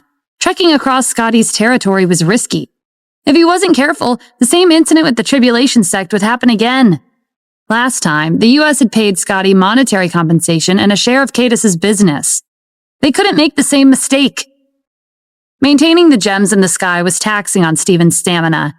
He had no choice but to contact the military command center at the northwestern border and have them synchronize the footage from the reconnaissance satellites to his phone. It would save him a lot of energy. A lengthy and boring run across the forest followed. None of them could understand what the Asuras were thinking. When they were about to reach the northern border, Stephen called the commander of the Northwest Garrison to warn him. 4 suspicious individuals are about to cross the border. Prepare yourselves. The commander saw this as an opportunity. This region of the northern border was connected to Scotty's territory. The 2 countries were careful to avoid conflict. The commander had been put in charge of the command station for a few years now, and it was the same as coming to a deserted place to prepare for retirement. This was his chance to impress the sovereign and make a name for himself. They're not your ordinary enemies, Stephen continued. They're more difficult to deal with than regular martial artists. Don't send out your troops. I'll meet up with you later. With the command center tracking the Asuras, Stephen's team gave up on running aimlessly after them. They borrowed an off-road vehicle from the military base nearby and headed to the city in the northwestern region. The city had a long history. It had been a key trade channel connecting the U.S. with other countries since several hundred years ago. The fortresses at the border were built to protect cultural relics, and the number of stationed teams were much higher than at the other borders. Stephen's team arrived at the city before sunset. The commander welcomed them at the door of the command station. "I've made arrangements for the heavy artillery." "That's not enough," Stephen said. "They might survive the first round. We'll be the backup." The commander was stunned. Large caliber cannons, serial missiles, heavy machine guns, armed helicopters, and armored tanks. He couldn't imagine 4 unarmed targets surviving this setup. If they really did escape, it'd be a big blow to his reputation. The commander led Stephen, Tristan, Zane, and Ezra to a dining room where a meal had been prepared. Chasing the Asuras for an entire day had drained their stamina. Stephen stared at his phone absent-mindedly, observing the Asuras' movements. Based on their speed, they would arrive at the outskirts of the city in 2 hours. "Forget about that," Tristan said, nudging a clean plate towards Stephen. "You need to fill your stomach." Zane agreed. He filled Stephen's glass with wine. "The artillery is a warm-up. We're the ones who need to fight the actual battle." Stephen looked up from his phone. "Do you also think that heavy artillery is useless?" "They have the blade the orcs took from the vault," Zane said. "If they create another spatial rift, they can hide inside to avoid the firepower. That technically made the Asuras invincible for a short duration. Why did the orcs have to mess around with such a powerful weapon?" But there was no time to ponder irrelevant questions. Stephen forced himself to concentrate on eating. The ancient city at the northwestern border had been recording the cultural heritage of the U.S. for thousands of years. They'd been preserving antiques and ancient texts.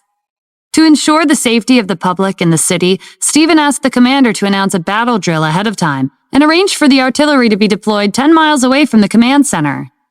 After a long wait, Kadar, Grinberg, Carmine, and Carol finally appeared on the outskirts. Their bodies were like corpses that had survived a fire and come back to life. Their appearances were shocking to the commander and his subordinates. At Stephen's command, the heavy artillery was fired. The Asuras had never seen modern technological weapons before. Flaming projectiles streaked across the sky, followed by a violent explosion.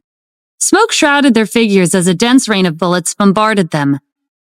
Stephen put down his binoculars with a frown. "I can sense their auras. They haven't weakened that much." The commander picked up a large-caliber sniper rifle. He was confident that a bullet could pierce the enemy's defenses. He peered into the lens, searching for his target. Like Stephen had predicted, one of them emerged from the flames. His movements were slow, but he was alive. These enemies really weren't ordinary. They'd survived a dense bombardment of firepower. The commander locked onto his target and pulled the trigger. The recoil numbed his arm. The bullet hit one Asura before it ricocheted and hit another in the chest. To the commander's dismay, they staggered back, but there was no blood. Stephen turned to his team. "It's our turn. The firepower weakened them quite a bit. This is our chance." They rushed towards the outskirts. The Asura had sustained a certain degree of damage. They were lightheaded, but it didn't affect their overall condition. "Were you 4 behind that?" Grinberg demanded when Stephen's team showed up. "After we kill you, we'll annihilate the city." The Asuras had been itching to kill ever since they set foot in the human realm. The time had come. Stephen, Ezra, Tristan, and Zane chose one target each, and a fierce battle broke out. The illusory pearls hovered near Stephen and accompanied his strikes with an attack of their own. The gems targeted the gap in Grinberg's defenses, almost knocking him off his feet. Stephen followed up with a quick slash of his sword. He didn't know how the Asuras had refined their bodies using fire, but they were impenetrable to his sword. Grinberg snickered. "The weapons of the human realm are simple and crude. They're like toys for children." Stephen hadn't had the time to sit down and inspect the treasures he'd taken from the vault on Phantasma Isle. He wasn't ready to use them in battle. He was forced to summon the ice dragon. The dragon didn't reveal its true form. The pale blue ball of light shifted into an attractive young man dressed in white.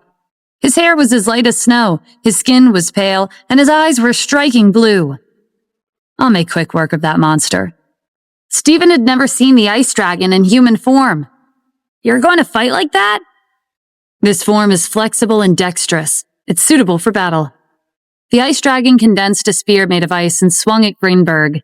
A chilly gust of wind swept past, and the surrounding temperature dropped. The battlefield had become a raging sea of fire from the intensity, but when the ice dragon made its appearance, the dancing flames were frozen over. Grinberg fearlessly used his fist to block the attack. The spear cracked, and shards of ice fell to the ground. "I thought you were stronger than your companion, but you're not that different from him." The ice dragon leveled him with a contemptuous gaze. "Why don't you take a good look at yourself before wasting your breath?" Grinberg's fist, which had come into contact with the spear, was covered in a thick layer of ice. Soon he would turn into an ice sculpture. Grinberg broke into a maniacal smile. He'd finally encountered someone in the human realm who could match up to him. He slammed his frozen fist against his chest. The layer of ice fell apart. Stephen and the ice dragon approached Grinberg from opposite directions. Stephen condensed a blazing phantom of the Killen into a layer of fire on his skin. Every one of his strikes were scorching. He arranged the illusory pearls in the air in sequence. The sun's rays were amplified as it shone through the gems. Grinberg was forced to squeeze his eyes shut from the blinding light. Stephen unleashed a ball of fire at the same time the ice dragon threw out a ball of ice. A storm of fire and ice surged around Grinberg. Stephen and the ice dragon leaped back to avoid getting caught in the raging winds.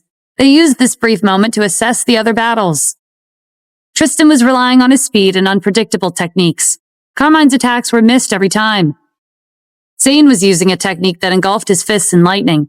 Whenever he clashed with Carol, the clouds were shaken and thunder rumbled overhead. As for Ezra, he was depending on Dr. Dalton's watch. His punches and kicks couldn't damage Kadar's body, but whenever they landed, a fraction of his energy was drained. Over time, Kadar had weakened, while Ezra had grown stronger. They were currently even matched. The commander of the garrison was hiding in the camp. Several snipers were next to him. When Stephen and his team pulled away from the Asaurus, the snipers fired at the enemy. They landed every shot, halting their movements for a brief second or two. "We're fighting using our full strength, but we still haven't been able to take them down," Stephen said. The ice dragon reassured him. "The Asaurus aren't invincible. If we keep this up for a few more days, we'll eventually tire them out." Not only was that not practical, Stephen didn't know if they could even last that long. He rummaged through his pocket and took out the watch Dr. Dalton had given him. He'd seen Ezra use it in battle, but he'd never tried it himself. Stephen and the ice dragon once again attacked Grinberg together. He'd sustained no damage from the earlier storm of fire and ice. A blizzard swept past, freezing Grinberg's joints and trapping him in place. Stephen dashed behind him and took him by surprise. He grabbed Grinberg's neck, and a wave of energy surged into his body like a tidal wave. The watch filtered Grinberg's inner energy. It was harmless when it entered Stephen's body, and it replenished his energy. Grinberg's smile faltered, and his expression turned serious. "Are you using a technique to absorb my energy? Looks like I've underestimated you. What a pity. The amount you absorb with one touch is far from enough." Grinberg clenched his fist and aimed a punch behind him at Stephen. His movements were simple, but he was an Asura. His attacks couldn't be underestimated. Stephen let go of Grinberg's neck and dropped to a crouch. He leaped out of arm's reach. The thick layer of ice on Grinberg's body was shattered with his fists, just like before. Not too far away, Ezra was also having trouble. Kadar's fist landed square on his chest. Fortunately, his body was sturdy, and his healing kicked in within a minute. Unlike Stephen, there was no one around to assist him in the fight. As the battle dragged on, Stephen and his team began to lose their advantage. Firepower from the military didn't have much of an effect. If this continued, the four Asaurus might really end up destroying the city. This was a critical moment, and as a martial artist from ancient times, Tristan felt like he had a responsibility to get his team out of this predicament. He threw his tower into the air, and it returned to its original size. Stephen's team and the Asaurus moved back to avoid being crushed, but the tower formed a spatial imprisonment. Their bodies were like lead, and they couldn't take a single step. They subconsciously covered their heads as the tower came crashing down, but the impact never came. The spatial array was activated, and they were transported to another space. When their surroundings cleared, they found themselves in a desolate desert where the sand stretched as far as the eye could see. 9 blazing suns hung in the sky, turning the region into a furnace. The ice dragon immediately shifted into a ball of light and escaped into Stephen's body. "This environment is too hot for me. It's not suitable for me to fight outside. I'll attack from time to time in here. Your sword is embedded with the Killen's core. It could help you instead of me." Stephen looked up at the sky, and he was almost blinded. The 9 suns were positioned on top of one another. They were brighter than the 7 illusory pearls. For the first time since the battle began, Kadar unstrapped his blade. He glared at Tristan. You want to perish together? That's not happening. A body as weak as yours can't withstand high temperatures like these. If I'm not mistaken, your tower was forged by ancient ascenders. Not bad. You otherworldly monsters have a discerning eye, Tristan said. Kadar brandished his blade. Once I defeat you, your tower will be mine. The others didn't resume their battles. They eyed their opponents cautiously. Just as Kadar was about to charge, a pillar of light from the 9 suns crashed into his body. The high temperature seared his blackened skin. It was dark red like molten iron in a furnace. The power of nature was extraordinary. His impenetrable defense had disappeared in a matter of seconds. Kadar lunged for Tristan, prepared to use his blade to deviate the next pillar of light into another dimension, but he never got his chance because the suns didn't attack again. Tristan sidestepped his blade with ease. Even if I don't do anything, you'll die from the heat. The other 3 Asuras ran to Kadar's side. There was a gash that extended from his chest to his abdomen. Blood spilled from the wound as his inner energy began to weaken. Carol conveniently picked up the blade that had slipped from Kadar's grasp. He slashed at the air, but nothing happened. He refused to give up and tried again. Tristan watched in disdain. The stability of each spatial rift is different. A certain strength is required to break through the spatial barrier. The human realm is a low-level dimension, but this space is different. A spatial rift can't withstand the heat waves of the 9 suns. With your cultivation, the blade has no effect here. Tristan had turned the tables with one bold move, and Stephen had 100 questions for him. Can your tower go anywhere in the world? Were you planning to trap them here? It's not that simple. At our level, we'll die from the heat before they do. I transported everyone here, but it's not my domain. I can't alter it at will. Everyone was affected by the stifling heat. As the seconds passed, the high temperature rose another several degrees. This battle had become a competition of endurance. There was no room for tricks. Stephen was beginning to feel lightheaded. To come out of this alive, their only option was to kill the Asuras before the heat killed them. While the Asuras were distracted by rapidly intensifying heat, Zane launched a burst of lightning at Kadar, targeting the wound on his chest. The lightning pierced his heart, and the residual energy tore his blood vessels. Less than 5 minutes had passed from being heavily injured to being killed. Grinberg, Carmine, and Carol flew into a rage. A murderous intent flashed in their eyes as they lunged for Stephen's team. A chaotic battle resumed. Everyone felt the effects of the boiling temperature. The faster they circulated their inner energy, the faster their resistance to the heat lowered. But if they just stood there, the battle would go nowhere, and they would die from the heat. Ezra exchanged 100 blows with the Asuras before he fled to Stephen's side. He was breathless and sweating profusely. My body is at its limit. If I keep this up, I'll burn faster than I heal. Stephen wasn't one to sacrifice a companion. Find somewhere cool to hide. We'll take care of them. Thank you, Mr. Adams. Ezra took off running in the opposite direction, and a second later, he stopped hundreds of yards away. He threw out a fist, sweeping the sand aside and exposing the rocky terrain underneath. He formed a small cave with the rocks to cool his body and prevent it from overheating. Tristan pointed at the sky. Circular rays of light shot toward the Asaurus. They circulated their speed to the maximum to dodge, but there were too many to avoid them all. Stephen and Zane blocked the Asaurus' escape. The rings of light fell over them and burst into flames, preventing them from breaking free. They were restricted within the narrow space. Even the blade couldn't be swung at random. Carmine glowered at Tristan. It's natural for lowly races to face extinction. Just you wait. We'll be back. It's not that easy to break through a spiral barrier, Tristan retorted. The stronger the existence, the stricter the restrictions will be. No one knows you're here, and no one will be coming to save you. Tristan closed the distance between him and the Asuras in an instant. With one hit, their organs erupted, and they were no longer able to condense their inner strength to form a barrier. The rings of fire burned them to ashes. The troublesome battle finally ended. Tristan picked up the blade forged from the bones of beasts.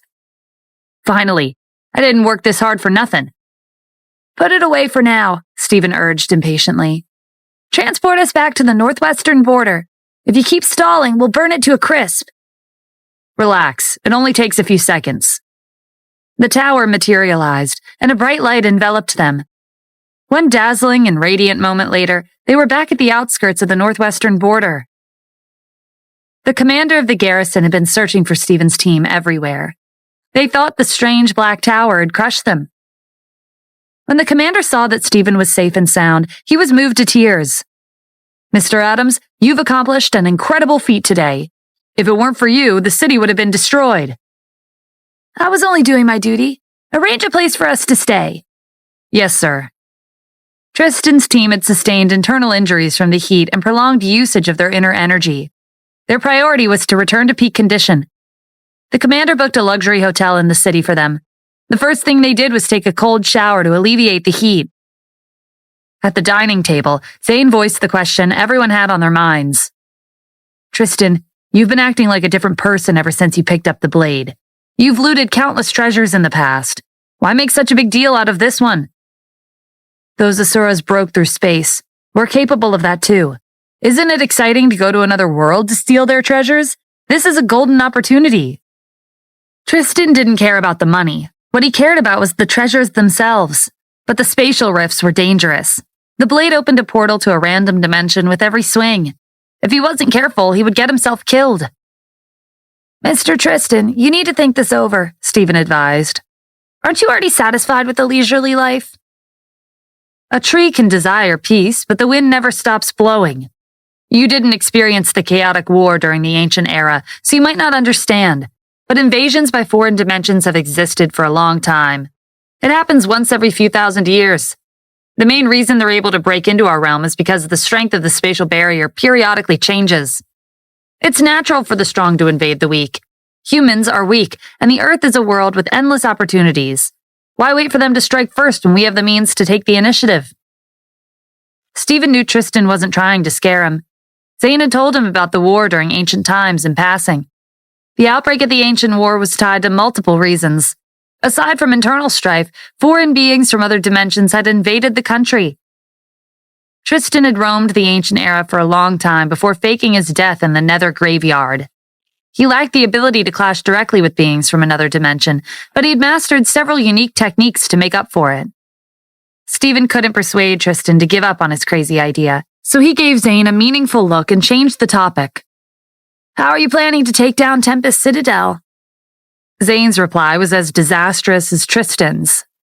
I'm going to spread their scheme and get the other martial artists on my side. Maybe there are ascenders out there we don't know about. Tempest Citadel is our common enemy. It was understandable that Zane wanted to attract reinforcements. He was outnumbered, and he needed to turn the tide. Stephen didn't know what to make of Tristan and Zane's ploys, but he had a feeling he would inevitably be dragged into their mess. In the evening, Stephen stood by the window of the luxury hotel, admiring the city's scenery. Just then, a black hole appeared out of thin air, emitting an aura of bloodshed and death. Regular people couldn't sense the change, but Stephen's team did. Ezra looked out the window and scrutinized the black hole. I think that's another spatial rift. It's more stable than the ones created from the blade. It's likely that this rift was formed through a special method. Dr. Dalton had recently implanted a chip inside Ezra to expand his knowledge base. He had the ability to accurately analyze phenomena after witnessing them once. He sensed the black hole was connected to an unknown space. Stephen felt pressured by the sudden appearance of the spatial rift. Forasaurus alone had given them a hard time. If there were more, disaster would likely be about to befall the country. Running away wouldn't solve the problem. Stephen's team leaped into the air to observe the black hole up close. There was a thin silver netting set up to block and filter out creatures that slipped through. Stephen saw silhouettes of humanoid beings on the other side. To resolve the impending crisis, they had to destroy the black hole. He condensed a ball of fire to melt the silver netting. When it touched the black hole, it froze over and shattered into shards of ice. The silver netting repels invaders, but it's not impenetrable, Tristan explained. Those who can create rifts usually have the means to destroy the netting. The shadows on the other side approached the rift, and their appearances came into view. Their skin was blackened from fire, and 2 horns protruded from their forehead. Stephen's team didn't know if this was an act of revenge or an invasion, but there was one thing they were sure about. These beings were from the Asura realm. An unusual aura laced with killing intent drifted out of the black hole. Tristan was right. The silver netting couldn't repel all invaders. An Asura with black horns materialized in front of Stephen's team. He observed the human realm with desire in his gaze. The forests, mountains, and rivers, this realm is a sight to behold. It's perfect for our people. He turned his attention back to Stephen's team. As for the rest of you, enjoy your last moments on Earth. The barrier isn't as invincible as you think it is. The Asura looked around, but he didn't see his companions. His group had followed the cactus's stench to the general location of the human realm and broken the barrier through the weakest area. Little did he know that the 4 Asuras before him had been killed by humans. Stephen drew his sword and slashed at the Asura, but his blade phased through him. The Asura was a phantom. His real body was on the other side of the rift. What's the hurry? Next time we meet, I'll show you the difference between us. The Asura vanished, leaving with a disdainful smile on his face. Is there any way to seal the passageway? Stephen asked. There isn't, Tristan replied. Stephen gave him an unimpressed look. What happened to your confidence from a few minutes ago? You were rearing up to eliminate the Asura realm. I was just kidding. You and your people are too serious. None of you can take a joke. Tristan and Zane casted chains of runes to bind the black hole, but when they came into contact with the silver netting, they were pulled in and turned to dust. Stephen returned to the ground. He ordered the command center to lock on to the black hole and fire. Before the projectiles had a chance to explode, the silver netting destroyed them. Nothing was working, but they couldn't sit around and wait for the Asuras to invade. Stephen asked the commander of the garrison to contact Scotty. The black hole had appeared at the northwestern border, which was located between the U.S. and Scotty. They couldn't deal with this by themselves. 2 hours later, Scotty's representatives arrived. He was the same representative who negotiated with Stephen after the missile was dropped in the snowy plains, and they could be considered old acquaintances. His identity was verified at the gates, and he was escorted into the city with the highest etiquette. Thank you for inviting me here. The U.S. is strong. With your outstanding combat prowess, it's hard to imagine that you have problems that can't be resolved. Scotty was planning to stay on the sidelines and watch the situation unfold. They didn't want to lose a single soldier. Unfortunately, the crisis was located in a sensitive location at the border between 2 countries. Stephen took Scotty's representative and his team to the window. He asked them to use high-definition binoculars and inspect the black hole in the sky. The Asura realm was about to invade. Scotty's team thought he was kidding. Mr. Adams, please don't joke about things like this. We're not shooting a science fiction movie. The representative adjusted the binoculars' angle and focal point and peered into the lenses. The black mass in the sky was unmistakably a black hole. Like the U.S., Scotty also had skilled martial artists. They leaped into the air and observed the black hole closely. Stephen sat on the side, sipping his coffee without a word. Rather than waste time trying to convince Scotty's team, it would be better to let them see the black hole for themselves. There was an unsettling aura coming from the black hole. Scotty's martial artists didn't last long before they returned to the ground and reported to their superiors. Sir, there is an unusual spatial passageway in the sky above the border. There are silhouettes of humanoid beings on the other side. They're emitting a strange energy that affects the body. The representative frowned. The sudden appearance of otherworldly beings couldn't mean anything good. The unspoken rule between different species was a natural competition for territory. He didn't believe Stephen's claims, but his subordinates couldn't be wrong. If the U.S. didn't have the means to stop the invaders, was that proof of how powerful they were? It would be in Scotty's best interest to assist them. Have you thought of a plan, Mr. Adams? We've tried attacking the black hole, but nothing worked. It's impenetrable. Our first step should be gathering a team of martial artists from our countries to prepare for a direct confrontation with the invaders when they break through to our world. What about the rest of the countries? The Earth is at stake, and everyone should join forces during a crisis. Outnumbering the invaders wouldn't necessarily give the Asura realm an advantage. There was a big difference between regular martial artists and the Asuras. Stephen guessed that Scotty's representative was making this suggestion to weaken the other countries and maintain the balance between the world powers. Nevertheless, they needed all the help they could get against the imminent invasion. After the matter was settled, the Public Relations Department of the U.S. and Scotty sent out invitations for a meeting in the cultural city at the northwestern border. The other major world powers didn't know it was happening, but they speculated that it was serious based on the urgent invitation letter. If they didn't show up to the meeting, the U.S. and Scotty would take military action. The world powers sent their people to the U.S. the first chance they had. Representatives from Warhawk and Maplewood were among them. Everyone would arrive by noon tomorrow. The media fell silent to keep this incident a secret from the public to avoid causing unnecessary panic among the civilians. Bad news came in the middle of the night. 3 humanoid figures with horns had broken through the black hole and were headed for the city.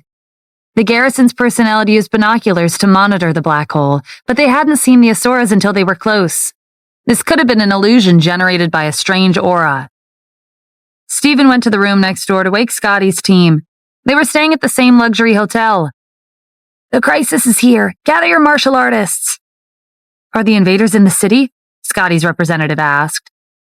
"You'll know once you're outside." Stephen dragged the tired team to the roof. Their fatigue was washed away by the chilly breeze and the menacing black hole. There were 3 phantom Asuras descending from the sky. Their phantom bodies were similar to the shadows on the ground. Regular attacks wouldn't work on them. Scotty's representative wanted to prove the strength of his country's martial artists. He ordered his subordinates to attack as soon as they were out of the hotel. They rushed forward with swords in hand. The Asuras didn't even need to dodge their fancy attacks. The swords phased through their bodies, rendering their weapons useless. One of the Asuras sneered. "Is that it? Conquering this realm is hardly a challenge. We can annihilate the entire human population with one flick of a finger." As soon as he finished his sentence, he slammed his palm against Scotty's martial artist in quick succession, sending them crashing into the ground in a sorry state. Shadows were 2-dimensional, and the only time the Asuras' 3-dimensional form would be revealed was at the moment of attack. It was similar to Tristan's technique.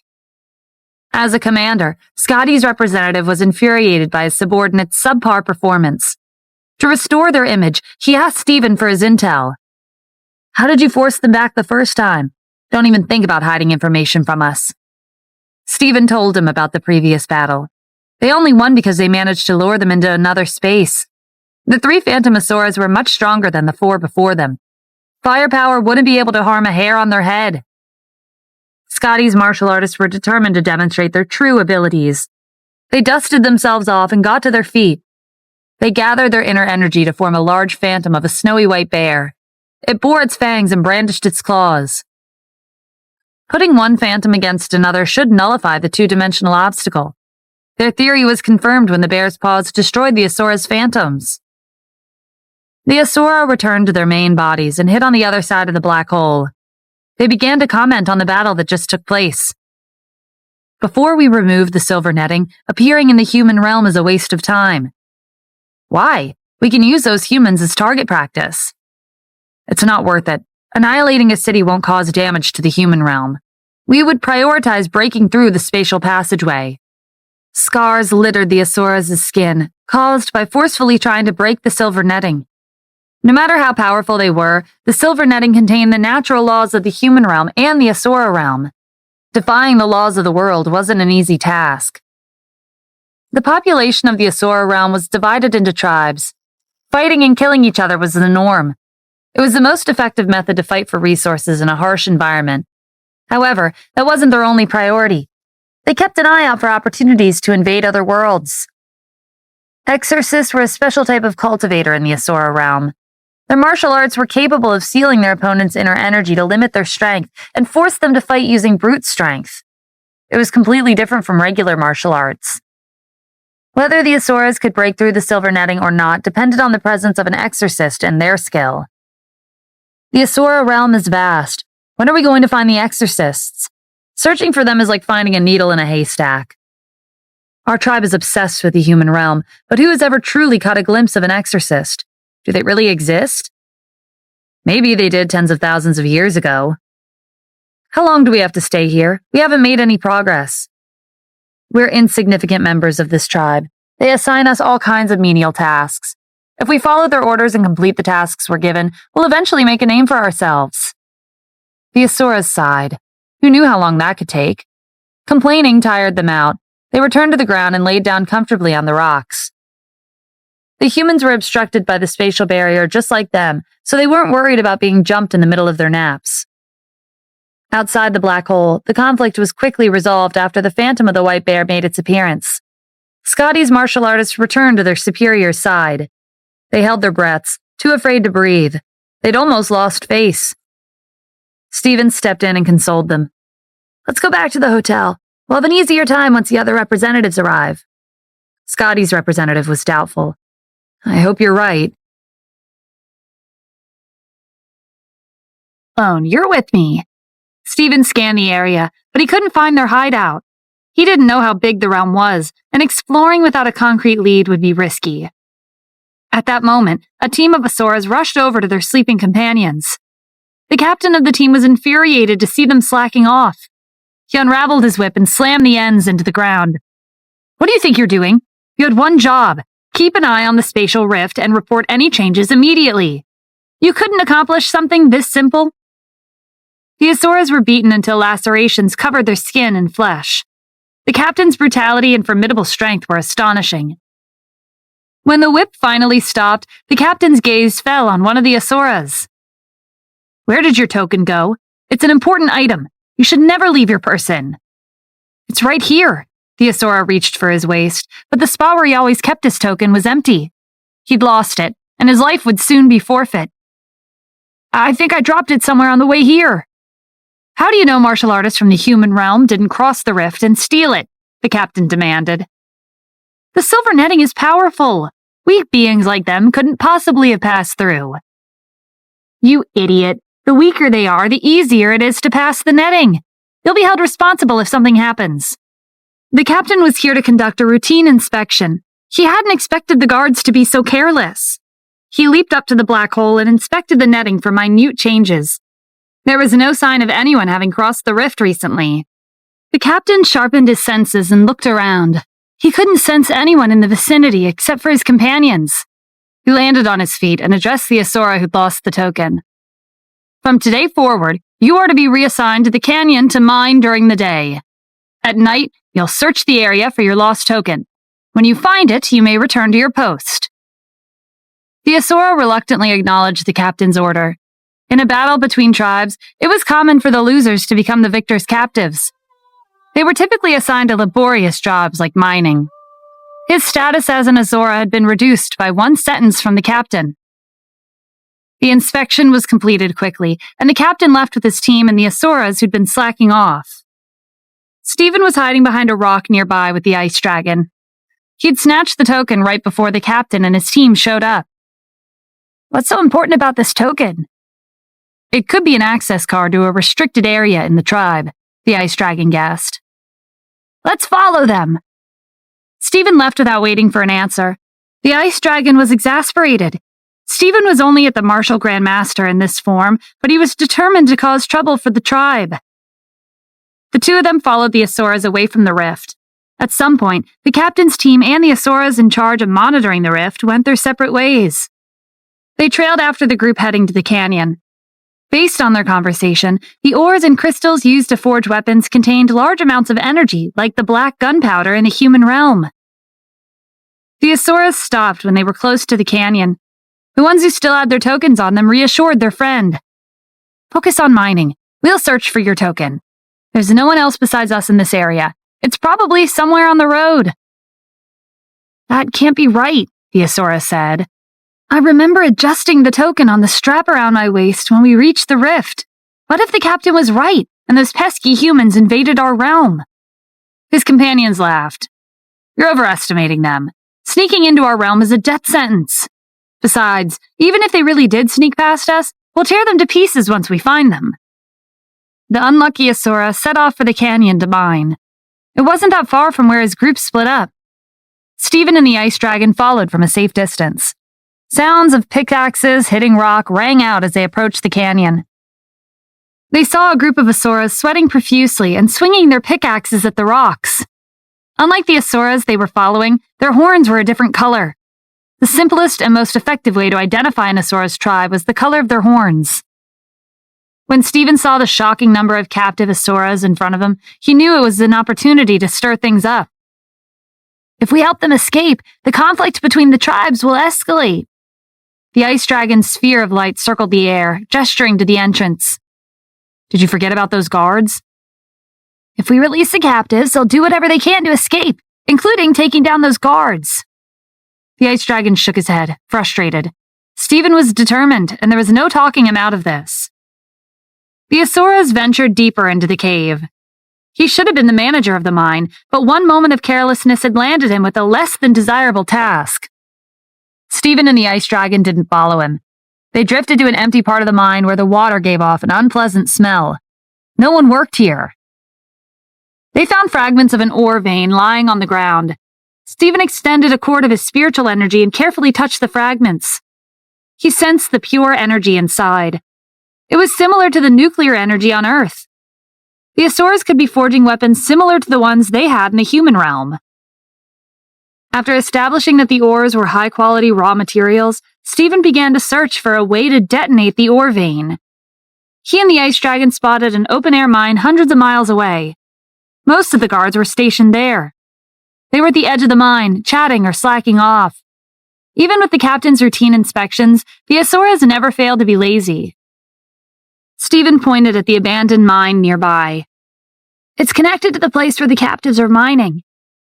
Aren't you worried about the guards and captives teaming up and attacking us? The ice dragon asked. They're more wary about beings from another realm than the enemy tribe. We won't be exposing ourselves. We'll free the captives secretly. The abandoned mine was deep with winding paths like an underground maze. Stephen and the ice dragon found their way by sensing their captives' auras. They found them 10 minutes later. The captives had unusual chains around their ankles. They appeared to have been forged from a sturdy type of alloy. I don't see any arrays on their shackles, Stephen said. We can break them. We're not armed, the ice dragon reminded him. How are we going to destroy them? Have you heard of thermal expansion and contraction? It causes cracks within the metal. It's a simple and subtle method. Stephen checked their surroundings. Aside from the captives, no one else was around. He condensed 2 small spheres of light. One was fiery red, and the other was bone-chilling blue.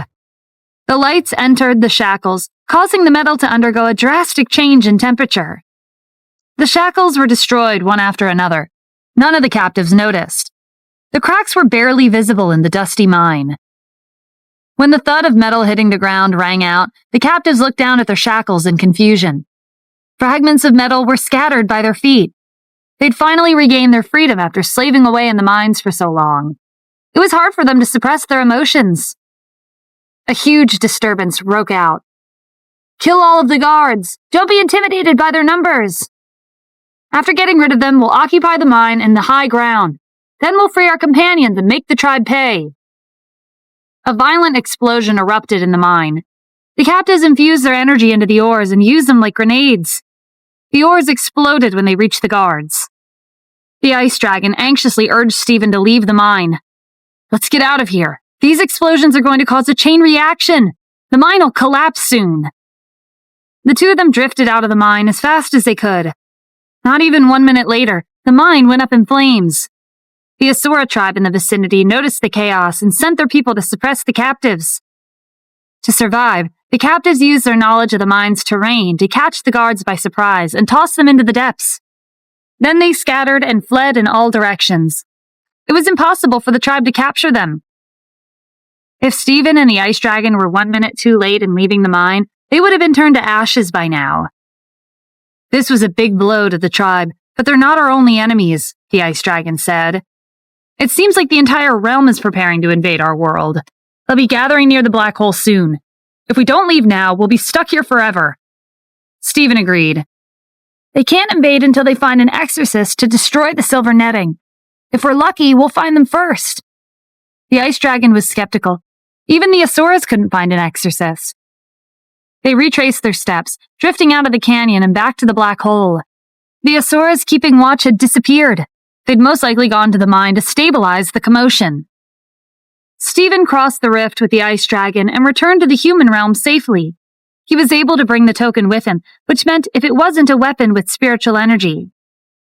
It was the middle of the night, and the expedition didn't take long, so no one noticed his little trip to the Asura realm.